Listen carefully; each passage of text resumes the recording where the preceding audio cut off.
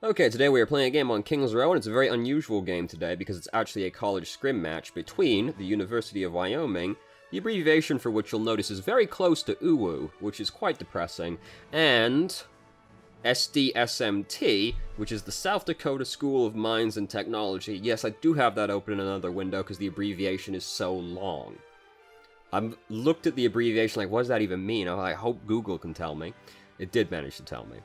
So, the protagonists, the heroes of our story today, are the currently attacking team, which is the University of Wyoming, and the reason for that is, they gave me the video, but also, the Dangus is in the game, and the Dangus is one of the moderators on our Discord server, so that's why they're the heroes of the story today, playing against the dastardly villains of SDSMT. So, before we start, let's look at the team compositions. So, the defending team is running Ryan Zarya, then triple support, and Genji. So, Genji better be ready to put in triple overtime at the plant, DPS-wise, because it's very bad for the DPS, for the defending team to have a low-presence team comp, which is kind of what happens when your sole DPS is Genji. They don't even have, like, an Ana to nano-boost the Genji or anything like that. It's a very peculiar team composition.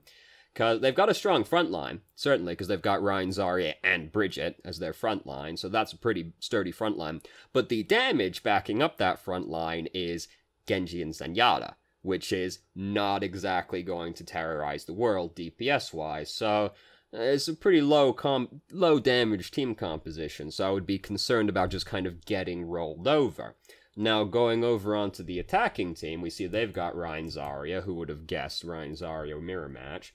Then they got Pharah, Widowmaker, Ana, and Zenyatta. So immediately, my thought is basically the defending team is screwed. Because the DPS are Pharah and Widowmaker, which they have essentially no answer to, right? They've got, their only answer to Pharah is going to be Zenyatta, right? Genji can try, but, like, let's be real, he ain't going to be countering Pharah anytime soon. So their only answer to Pharah is Zenyatta, and their only answer to Widowmaker is Genji. Now, it's not exactly, this is a very popular Widowmaker and Pharah map, so it's not exactly surprising they're going to come out of the attacking spawn with those heroes, and they just have nothing they can do about that. Their front line isn't even really going to be able to do anything about this either, because they've got Reinhardt who can block the Widowmaker, sort of, but then there's still going to be the Pharah situation going on at the same time, right? Which they've got very little they can do about. So what I would expect to happen as a result of this team composition is that I would expect the defending team to slowly get pushed in, basically. I expect them to do the standard thing. Come stand up here. But then Widowmaker's going to come up here, and that's going to force a lot of them to stay, like, around the wall so they don't expose themselves to Widowmaker. Then Pharah is going to come around the corner, and she's going to start pressuring everybody from above, and they've got nothing they can do about that except hope Zenyatta can kill her. So they're going to slowly get pushed further and further back into this corner, and they're going to concede a lot of ground really quickly, and then the attacking team's just going to be able to slowly march their way in and kill them. And there's not going to be a lot they're going to be able to do about this. They're pretty they're going to take a while to die because they're triple support and Genji, so, like, they got a lot of staying power, but they've got no real way to deal with the issue that they're going to be presented with, other than, oh, I hope they fuck up, basically. So, let's start the game. So, we don't have Mercy for the Pharah on the attacking team, but they don't have anything they can do about the Pharah, so just Zenyatta is most likely going to be enough. And we can hear the communications also. They're trying to have Zenyatta keep the healing orb on Pharah as much as possible. So Pharah is doing, like, a very illegal maneuver typically, which is floating out in complete open space in front of the enemy team. Because there's nothing around here to use as cover. You can, like, bounce off the wall and try to get back to cover, but there's, like, no cover out here. Now, however, it doesn't really matter in this circumstance, though, because what's the Pharah got to be afraid of? So the Pharah can just kind of float out in open space and not really get contested by it. Zenyatta is trying, but he said, I have trouble finishing off the Pharah. It's not exactly the greatest camera work in the world, is it? There's a lot of, like, dead space over here where nothing's happening, you know, like, it's little, you know, could be a little bit more dynamic, you know. So as we can see, though, already, that's exactly what's happening, is they're slowly getting pushed into this corner, and there's not really a lot they can do about it. Widow is forcing them to stay huddled together so they avoid her line of sight, which is exactly what Pharah wants them to do at the same time, and they've got nothing that can contest Pharah, so Pharah can just go out in, like, normally completely illegal positions and just dunk on them, and there's not really a lot they can do about it. So they've lost their Reinhardt on the defending team, which is very tragic, of course. Genji's trying to go out and do stuff, but he's immediately been discorded and is forced to back off again. They've rezzed Rein, but by this point, they're already starting to concede a lot of ground, because they've lost 2 of their supports. They've only got Mercy left at this point. The attacking team's lost Zarya, but we're also about to build up a lot of ultimates on the attacking team. Oh, look at that. Oh, look how, how convenient to just see their ult charge. Ryan's about to have his ult, and Widowmaker's about to have her ultimate. Though, by this point, like, honestly, the fight's already been won for the attacking team. Even if they start trading kills back and forth a little bit, doesn't matter, because the attackers have a massive spawn advantage on the first checkpoint for King's Row. So, doesn't matter. So, they had nothing they can do about the DPS, and they just slowly got wrangled into the back corner, and there wasn't really anything they could do about that one. It was just going to have to be their Zenyatta manages to kill Pharah, or the attacking team really fucks up, because there's just, like, nothing they could do about it, composition-wise, to actually stop them. They just... On King's Row, they come out with no defense against a Pharah or a Widowmaker, really. I mean, they got Reinhardt to block Widowmaker's line of sight, but they got nothing they can do to, like, really contest the Widowmaker or the Pharah. So now, the thing is as well with them having lost that team fight so convincingly is that the attacking team now has all of their ultimates, basically, except Zarya, and the defending team only has Dragonblade and Valkyrie. And they're getting close to some other ultimates as well. But... when you got that much of an ult advantage, it's not that hard to just start steamrolling over the second checkpoint as well. So Genji's up to no good. He's got Dragonblade, and he's got Valkyrie as well to back him up. It's not quite Nanoblade levels of power, but if the Genji goes in with Dragonblade and then the Mercy uses Valkyrie and follows him in, that's still quite scary in its own respect as well.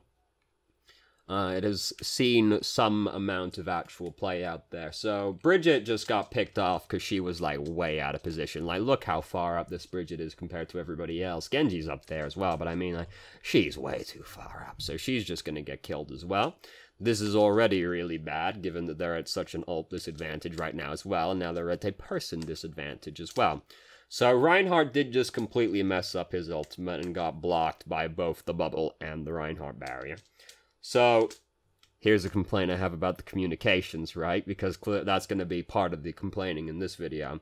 Is the Reinhardt now proceeds to complain about the fact he got baited and his ultimate eaten, while other people are trying to communicate at the same time and the rest of the game is kind of still happening. If you get fucked, you got fucked. Don't keep complaining about it, because other people kind of still need to keep talking, you know? So... Zenyatta got picked off before he could use Transcendence, but Genji ended up losing his ultimate as well, and not much happened. Also, on the defending side, they managed to get Transcendence out of the Zenyatta.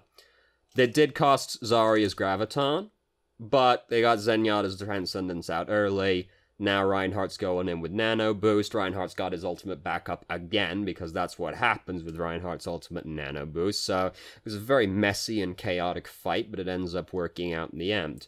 So now we got some swaps coming on the defending side. They now have a Widowmaker, which is a lot better than Genji, because the Widowmaker can actually contest both of their DPS. He's the only one that's going to be contesting those DPS, especially since Zenyatta has now changed to Moira. So... He's going to still feel quite strained to really do anything about both of them when he's the only one. But I mean, it's better than nothing. Really, one of their one of their supports or tanks should change to D.Va, because then D.Va can contest both of those DPS as well, which currently they're lacking in ways to really deal with those people. So the Widow does manage to kill the attacking team's Widow in response, but then our Ana kills the Widow right back again, so how depressing is that? So Reinhardt's got his ultimate built up, and we've got Barrage as well on the attacking team. They don't have a Transcendence or anything like that at this point, so if that happens, it's kind of all over, and then they're all purple for good measure as well. Don't even need to use the Barrage because the Earth Shatter was so terrible for them. That's right there. That's Reinhardt Wet Dream right there. Just, basically everyone that you can still get. Basically their entire team, and then they're purple for good measure. Don't even need the Barrage. We've got Transcendence as well for good measure. The defending team does have their Graviton ready to go, so having the Transcendence is good. It's not like they have a big combo or anything to use with it, but we got Transcendence as well, just in case, for good measure. And now they're just getting picked off as they come out of their spawn, and all around it's very terrible, very sad. Oh no, they got Barrage coming out of their spawn as well. It didn't exactly go super well. And that's why team composition is important. Little did we know, right? Team composition ends up being kind of important. So now we've switched sides. So now our heroes have decided to go 3 tanks, 3 supports. I don't really know the thought process behind that, other than they had a Genji and a Widowmaker. They didn't exactly have a lot of DPS, so if we just pick like super staying power heroes, like a super hardy and difficult to kill team, they won't be able to do anything about it. And lo and behold, that's kind of exactly what happens. They actually have 2 DPS right now, but they don't, and one of them's Genji, one of them's Junkrat, so they actually have like a high damage DPS now. The thing is though, that, like, they don't, like, look, not to spoil it or anything, it's like, there's not enough time on this video to go multiple rounds, okay? You know how well that round went, you kind of know who's going to win at this point. They don't respond appropriately to this team composition at all, which is to say, they kind of just stick with Genji the entire time, and nobody does any switching for a really long time. What they should just do, here's what they do. They go Reaper, Pharah, and then what's that team going to do about it, right? What have we then got to deal with any of that? We've got Bridget, who can harass the Reaper and try to make life difficult for him. And we got the Ana, who would be able to contest the Pharah. But that's kind of it, really, right? Like, none of these tanks are particularly good against Reaper. And then, so we got Bridget. And nobody on this team, except Ana, can contest the Pharah. Now, we do have another main healer, so Ana would be able to focus basically exclusively on the Pharah. But if the Pharah would come out with a Mercy as well, as they have, it would be difficult for her to deal with that by herself, which she would basically be doing. So they don't respond to and then also, like, for extra measure, you could come out with, like, a Zenyatta as well, discord the tanks, Reaper comes in, easy peasy. They don't respond appropriately to the team composition at all, and that would be my main concern, is, like, if they responded appropriately to that team composition, there would be very little to do about it, except hope they just fuck up, basically. Which is exactly what they were doing in the previous round, mind you. Just kind of hoping they fuck up with the way the team composition worked out. But we don't really want to be in that position, you know? And it's like, again, Pharah is, like, really popular on this map, so, like, not even like, one of the tanks, like, can't the Hammond at least be a D.Va or something, you know? Like, Pharah is really popular on King's Row, so is Widowmaker, right? Especially on the first checkpoint, like, can't the Hammond at least be D.Va? But they don't worry. And then, like, as well, once you look at that team comp and you see, like, Reinhardt, Hammond, Zarya, you should go Reaper. You know, it's like, well, what are they gonna really do about that one? None of those tanks are good against Reaper. But they don't respond to that appropriately at all. They just kind of, you know. So Genji's getting behind our team, trying to get up to no good immediately. Winston and Bridget have immediately just, like, squandered their lives. So, as we can see, their team isn't exactly moving in as a particularly cohesive unit as well. Reinhardt's over here like, where did everybody go? Where are my teammates gone? And everybody over here is like, yeah, let's go. But that's only half the team. Half the team is diving in without half the team. I mean, Junkrat ain't gonna be following the team in super deep or anything, but, like, they're going in way ahead of their follow-up, like, the rest of their team. So those two people just immediately get killed. Genji's a squirrely individual, so he gets behind, no problem. He's probably seen Ana up on the high ground. Yeah, he's trying to sneak up on the Ana right now to try and get her. And the Ana's managed to get away from the Genji and called out the Genji's back there. Genji proceeds to waste, like, a lot of time behind us right now. And he's not particularly scary. Because, like, also, right, so they stick with this Genji for a really fucking long time. Which is also bad. Because what's Genji gonna do versus that team? Right? He's gonna farm up Dragon Blade real quick, I guess. But then what, right? Like, he's gonna dash in, try and kill Moira? Fuck, she's gone over there into the middle of their tanks right next to Bridget. Now what am I gonna do? I guess I'm gonna dash over here and start cutting tanks and hope Bridget doesn't do anything? Oh god. Like, Genji's not exactly great versus tanks, and they're all about tanks and sustain right now.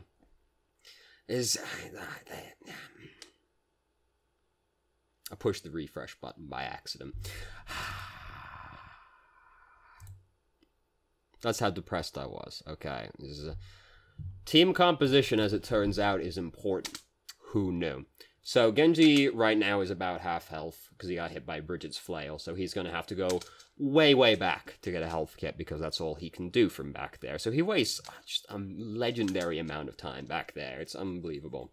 And his team is starting to go in without him at this point, and, like, Winston's gone in way deep, but the thing is, Winston by himself is not going to actually be able to do anything to the backline, because he's diving into Moira, Bridget, Ana, all of whom can help keep each other alive. Bridget's going to fuck with him. There's no way Winston outdamages Moira or Ana, so him by himself is never going to do anything in the backline. They do get an Earth Shatter through, but it doesn't really hit anybody because the defending team is quite spread out at the time, and it doesn't actually end up converting into anything. Hammond's ult's on the point for good measure. Junkrat's using the tire behind us, but it doesn't amount to anything. He gets Ana, but his team is dead right now. And by the time they're back, Ana's going to be mostly back as well, because now they also have to wait for Junkrat to get back again, which, as you can see, they don't really want to do. Bridget's, like, really far up again. We don't exactly have a high damage team on defense here, so it's not like they get super punished for this or anything. Oh, there was, talk about that in a second, because Genji's over there trying to make big plays right now. And after about 70,000 swipes, he does actually manage to kill 2 people. And they don't really have many ultimates to try and keep driving the momentum through, but they did manage to kill 2 people, so it's all sorts of starts to fall apart at that point. That's the other thing with, like, the super sustainy tank support team, is that, like, if one part of it starts to break down, it's gonna all start coming down as well. And you can say that about a lot of team comps, but, like, it's very built around the fact we've got 3 tanks, we got 3 healers, we're very hard to kill. So as soon as one person dies, it tends to start causing this cascade effect. And I mean, you can say that about any team, but, like, when your team comp is based around we're tanky and hard to kill, one person dying is quite catastrophic. The Bridget did stun the Genji, but unfortunately there wasn't really much in the way of follow-up. The Mercy managed to heal him through it. If the bio grenade got on the Genji, he would have been well fucked, but that isn't quite what happened, sadly enough, so they end up capturing the checkpoint.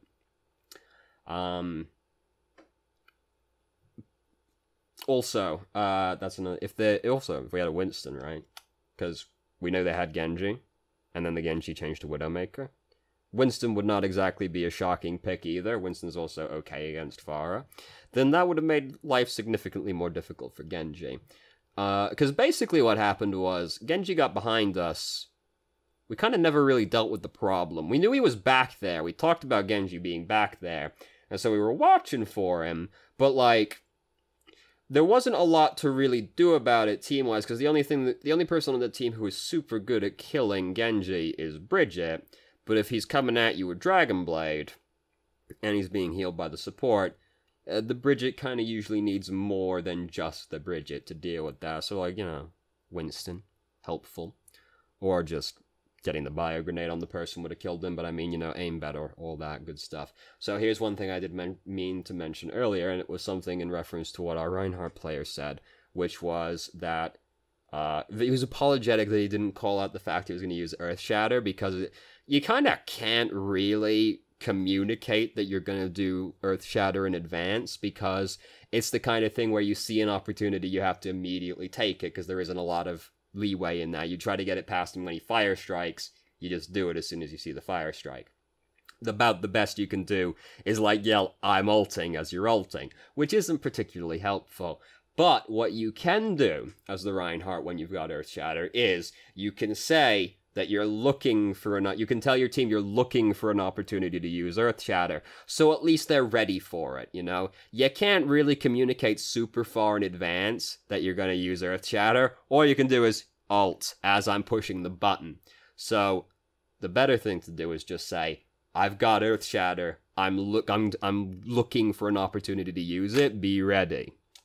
Hopefully a little bit more succinct than that. That's a lot of extra words, you know. That's the idea, though, because it's the kind of thing where you make the decision to do it in, like, a second's time. So you don't exactly get a lot of time to communicate that, but you can communicate you're currently looking for an opportunity. And then hopefully they're ready to capitalize on that. That's about the best you can do, really, because it is the sort of thing that doesn't have a lot of leeway. So their Genji just got picked off by Hammond, which is very depressing. Their Winston's changed to Hammond. Why everybody's so adamant on picking Hammond, I don't know. But, you know, we've got a lot of Hammonds running around right now. We're rolling around, as it were, I suppose. So their Hammond's currently stuck behind us right now. Our Reinhardt just ulted, but it got blocked again, which is very tragic. And then their Reinhardt immediately ults back at us. But they don't actually manage to carry that through to actually do anything. I don't think Genji was back yet. Is Genji back yet? Genji's getting back right as it happened, but, you know, it's not exactly like Genji's about to kill all the tanks that got knocked down over there. So even though Reinhardt gets his Earth Shatter on a bunch of people, they don't have the damage to follow it through. They also don't have any other ultimates to really use at the time, so... And now we've got Graviton. We don't exactly have a great Graviton combo. The best we've got is basically Earth Shatter and or Minefield. Basically, we win this team fight through, like, sheer attrition, where, like, they just physically don't possess enough damage to kill 3 tanks and 3 healers, and they didn't have any ultimates to use either at the time. They got a couple ultimates now, but, like, if Genji had his ultimate when the Earth Shatter happened, then we would have probably lost the team fight and they would have started being able to push it through. But they didn't coordinate their ultimates particularly well, so it ends up amounting to nothing. Junkrat just wasted his ultimate trying to kill Reinhardt and he didn't actually get the kill. Here comes Genji with the Dragon Blade, but this time he's purple. So he has a lot more trouble actually killing people. He's actually purple in advance of drawing the dragon. He's purple right now. He hasn't used his ultimate. And he decides to use it right now regardless. That's a mistake. Don't do that. Because the only reason he got away with his ultimate, like, he almost died last time. The only reason he got away with it is because he could be healed through it. This time, no such luxury. So he ends up getting killed. Might have died regardless if the team actually, like, manages to focus him correctly. But, like, don't go in with the Dragon Blade when you're purple, because that's going to be real hard for your team to actually support you at that point. Especially since you probably want to get nano boosted. You're going to go in nano boost. You don't want to get nano boosted when you're purple, seeing as it now heals you as well. But whatever, you know, Genjis are strange creatures. So now they finally have the Reaper about 8 minutes too late. Genji continues to play Genji. I don't think he ever changes off Genji the entire time. Like, playing against 3 tanks and 3 supports. One of the supports is Bridget. Why are you still playing Genji, my man? Just play Pharah. Just play Widowmaker. You played Widowmaker on the last round. Whatever. Anyway, it's very upsetting to me. So, you know, we use a couple ultimates right there, and they're basically immediately wiped. There's not a lot they can do about it. Reaper's stuck over there. He gets killed. He's slightly staggered, but not overly so, merely by, like, 5 seconds. I mean, you know, any free time you can get is still free time, you know, but at the same time. So, they've got their Earth Shatter built up right now. He's currently purple and being bullied quite savagely.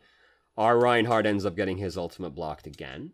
Suboptimal. We've had so we did have the one really good Earth Shatter, and then every other Earth Shatter this game has been blocked. So it's very all or nothing individual, isn't it? Black Wavy. Very all or nothing. It's either the full team or it's nothing. That's it. So, anyway, regardless, they're starting to lose the fight by that point anyway. Their Reinhardt was purple, so he couldn't really ult in Retribution or anything like that, and he's gotten bullied out. Their Hammond has actually ulted in an extremely annoying fashion because he was so high up in the air. The bombs have actually scattered over an extremely large area. This is quite a confined location, so the bombs actually can kind of get a bit of value out here. Now, conversely, though, we got 3 fucking tanks. We got Reinhardt, we got Bridget. They can just kind of, like, cleave their way through the bombs. It's not a huge issue or anything like that. Our Hammond goes and ults over in the choke point. It's hard for them to get through. Their Reinhardt just tried to ult, but he died and got pinned. I think he got pinned and then killed rather than just straight up killed. So he lost his ultimate. And they've only got 30 seconds left. So now it's Genji or nothing. We're all in on Genji. He better be able to make some big plays with this Dragon Blade versus the triple tank, triple support lineup. Anna's almost got her ultimate ready to go. We don't exactly have a lot of ultimates ready right now. We're gonna have Nano Boost and we're gonna have Earth Shatter, but I don't have a lot to go through with either. Their Reapers just decided to change to Hammond. Drastically the wrong decision. But, you know, it's what he chose to do. So we got Nano Boosted Reinhardt going around over here. Earth Shatters. He doesn't quite get the whole team. He got 3 people, I think. That's good enough. Genji died. Genji lost his ultimate. How did Genji lose his ultimate? Genji's over there. Genji died. He drew his sword while he was purple again, and he just gets clubs in the face by nano-boosted Reinhardt. The nano-boosted Reinhardt thing is more unfortunate than anything else. Like, he didn't know that was going to happen. But he did know he was purple when he drew the sword again. Don't draw the sword when you're purple. It's very hard for your supports to heal you when they literally can't heal you. And guess what? When you got the Dragon Blade, they're going to fucking focus you, aren't they? Anyway, so the villains of our story, SDSMT. Look at that. Ooh, wins. Great job. The heroes triumph. The dastardly villains of SDSMT committed the most gravest sin of just not responding to the enemy team composition appropriately at all, and possessed a complete lack of foresight on their defensive round. Invisible coalescence right here. Now that's a scary ultimate. You're just standing around like, what the fuck's hurting me? Invisible radiation, as it turns out. So, they just a true lack of foresight. Like, oh, I wonder if they might have a Pharah and or a Widowmaker on the first checkpoint of King's Row. Nah, it'll probably be nothing. We're probably good to just have Genji as our DPS. And then they got bullied around a lot, and then on the attacking round, they also failed to respond to the attacking team appropriately, despite having way more opportunity to do so. Like, on the defense, it only really takes 1 or 2 bad decisions for you to lose the entire game. You've got less time to respond in that situation. They had so many opportunities to respond to the team on their attack, but, you know, they didn't. So, sucks to suck, really.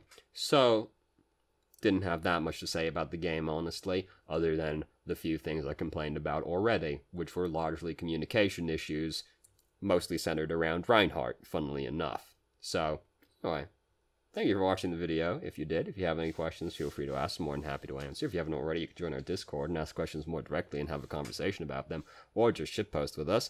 And I hope you found the video entertaining at least, or something, you know.